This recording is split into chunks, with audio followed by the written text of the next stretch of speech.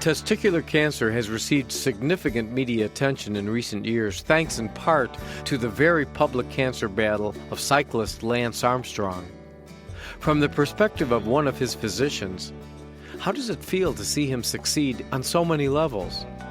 You are listening to ReachMD XM157, the channel for medical professionals. Welcome to a special segment focused on men's health.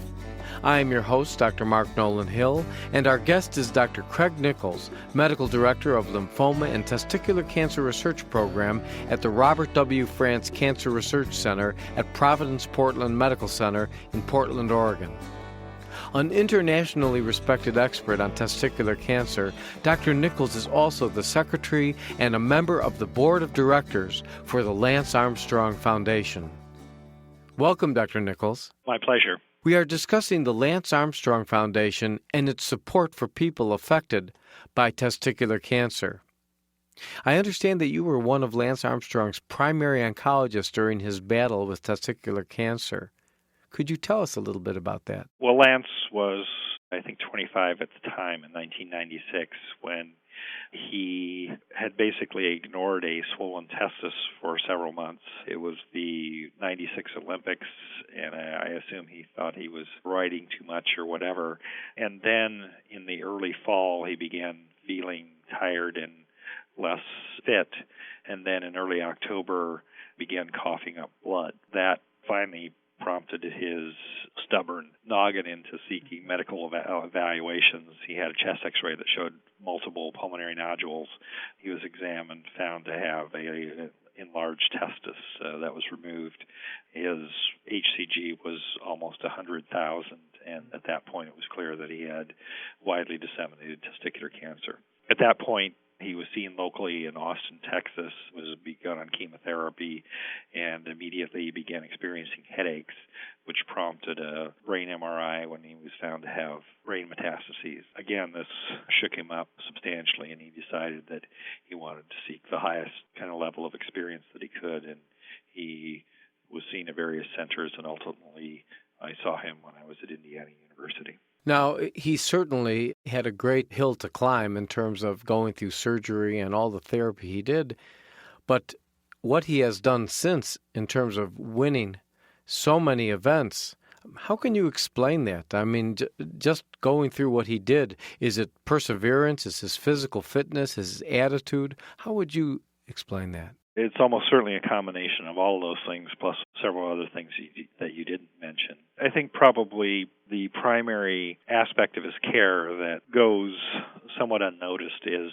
that when he came to me, we were able to advantage him with the benefit of very recent and actually unpublished clinical research that redesigned his therapy away from a drug that would likely cause sufficient pulmonary damage that he would never ride again, or at least competitively, to a combination that was equally effective, but did not have the pulmonary toxicity. It had other toxicities in excess of the other combination.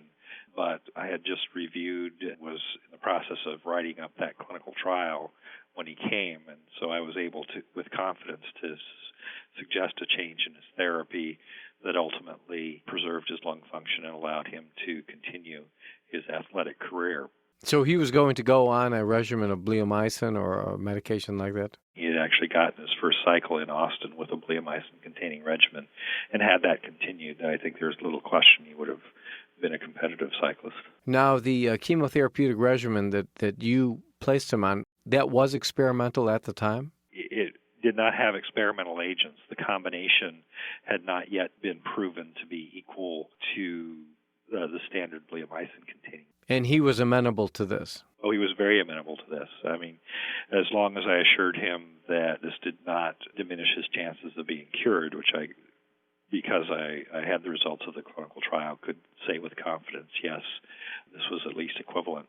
And then the additional chance to perhaps spare his athletic career, as you might imagine, he kind of jumped at that. And how do you feel personally as his physician to see what he has done, not just in terms of succeeding as an athlete, but as an incredible ambassador for testicular cancer care and cancer awareness in general? I think that is unbelievably gratifying for a number of reasons. Number one, it's always great, and we do this very frequently, is to return young men to full and productive life after cancer. And to see that happen to him or anyone, whether you're a school teacher or a truck driver or a world champion cyclist, is very gratifying. So certainly on that front, it was very, very satisfying for me personally, and I think for oncology in general.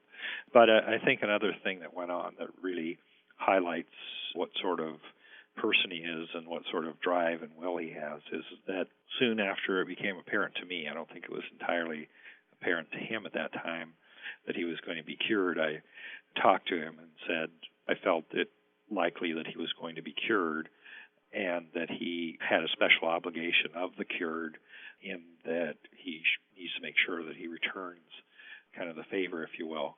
And I've had that talk with a number of either celebrities or wealthy folks who've had this disease, and more often than not, they say, thanks, but no thanks, or, yeah, I'll do something, but ultimately their interest fades. But he said he was going to do something, and he did it much better than I ever expected, and has, I believe, made part of his legacy bigger and stronger than his 7 Tour de France victories. And he has elevated the game, cancer politics, survivorship, and awareness.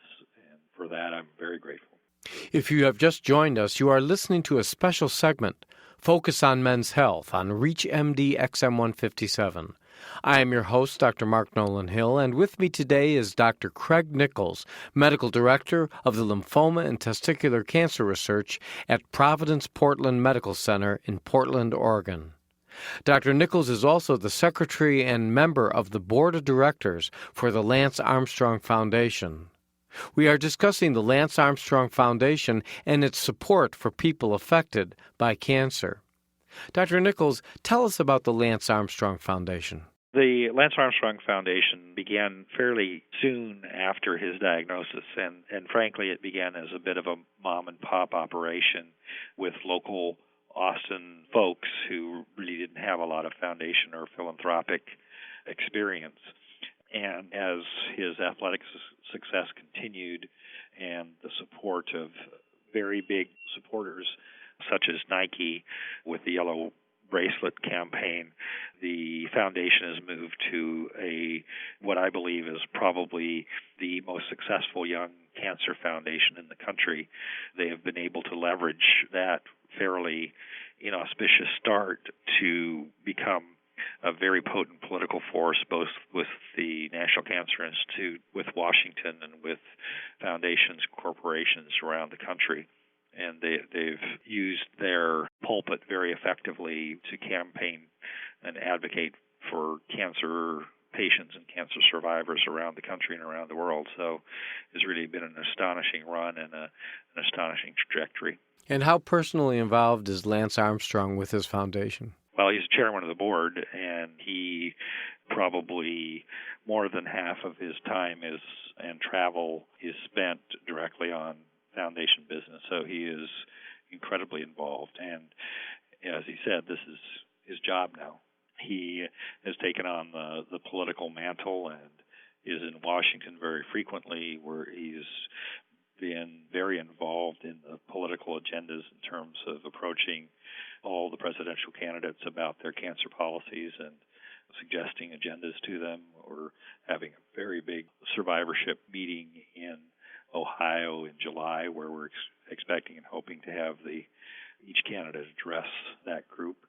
So he has been tireless. Does the Lance Armstrong Foundation work with other major cancer organizations? Absolutely. They have worked well with the National Cancer Institute, the Young Adult Alliance, the Center for Disease Control.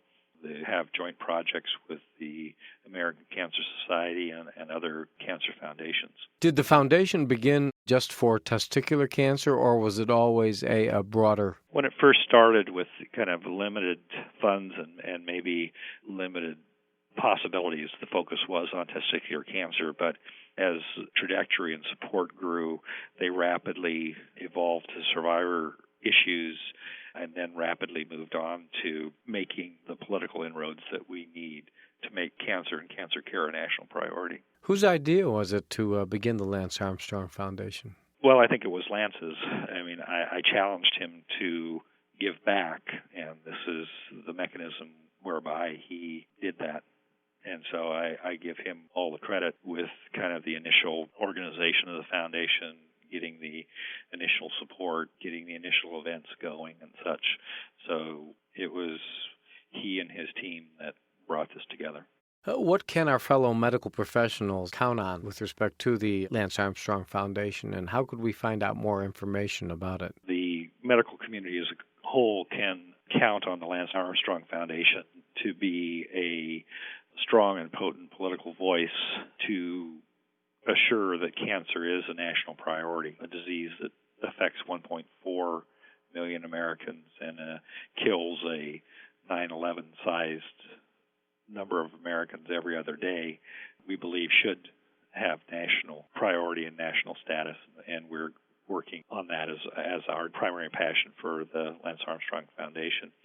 LAF.org will get you to the LAF Lance Armstrong Foundation homepage, and there are abundant physician and patient materials there. Very good descriptions of the programs, the mission. So it's fairly easy to find out about the Lance Armstrong Foundation. What impressed you most, Dr. Nichols, about Lance Armstrong personally in terms of this whole scenario and process that he went through? The thing when I first met him, and not surprisingly, he was young and successful, and he was cocky and sure of himself, as you might imagine. But my initial meeting with him impressed me that this young man had a rock-hard will, and he was not willing to be broken. And, he actually suggested that we give him more chemotherapy than the average human because he told me he didn't think I could kill him. I assured him I could, and that what I was going to give him was going to be enough. But he was willing to do whatever it took, and, he asked a lot of questions, but when I said do something, he would do it and not complain a bit. And there was, I don't think not curing him was an option. I want to thank our guest, Dr. Craig Nichols. We've been discussing the Lance Armstrong Foundation and its support for people affected by cancer. I'm Dr. Mark Nolan Hill, and you have been listening to a special segment, Focus on Men's Health, on ReachMD XM157, the channel for medical professionals. Be sure to visit our website at reachmd.com, now featuring on-demand podcasts of our entire library. For comments and questions, please call us toll-free at 888-MD-XM157. And thank you for listening.